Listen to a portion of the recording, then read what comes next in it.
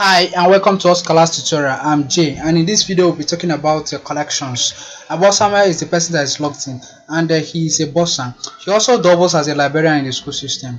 Now, an ICT admin, a teacher, or a Bursar can serve as the librarian of the school. Now,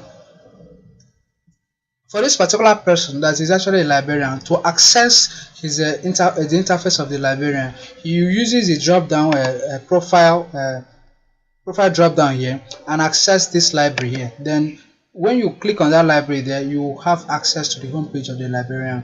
Now on the home page of the librarian, there will be a listing of the books that has not yet been returned, and they're referencing the particular person that actually borrowed the book. Now we're going to be talking about collections today, and when we click on this collection in the navigation menu, we find out that it will present us the interface where we can actually impute the particular records, the particular things that they identify a collection. A collection is just a way is just a way to actually uh, group books, especially books that uh, doesn't really identify or doesn't really address a particular subject. Now when you are trying to when you want to create a collection, you have to fill up this form. You indicate the name of the collection, you indicate the identifier, or this identifier is just anything you want to use to identify it, a short form of it, or you can just write a code name for it. Then the description of the collection, then you specify a particular one subject as a subject that can be linked to the collection, and another subject if there could be another subject you want to link to the collection. Now for this particular discussion, we will not be creating any collection, but after you must have filled these things together, you click on save and it becomes saved. And if it becomes saved, it now goes that that collection will become one of those that can be linked to a book when it is created. Now we can view the collections that already exist on the platform, and we'll find out that we have two collections. One of them is inspirational books, and the other one is African prose. Now you can click on here to actually edit inspirational books. When you click on that, you find out that it will present us with this, and it tells us that the name of this collection is inspirational books. The identifier BOI, anything you just want to use the identifier. The description is that the books that exalt the inspirational power of the believer.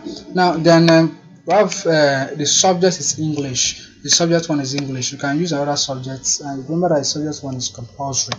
Now if in case you want to edit this, you can actually change any of this and click on the edit button here, and it becomes saved.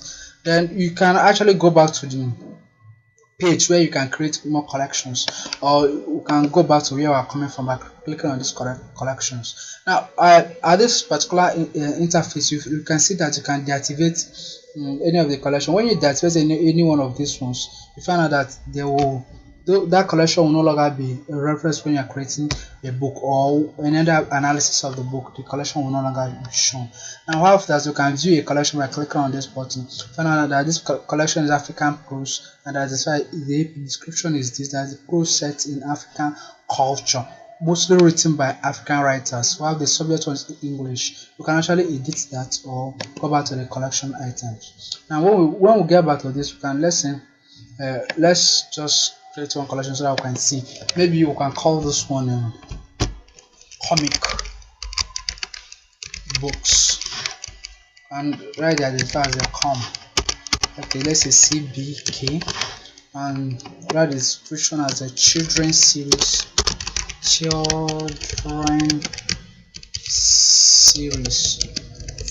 for the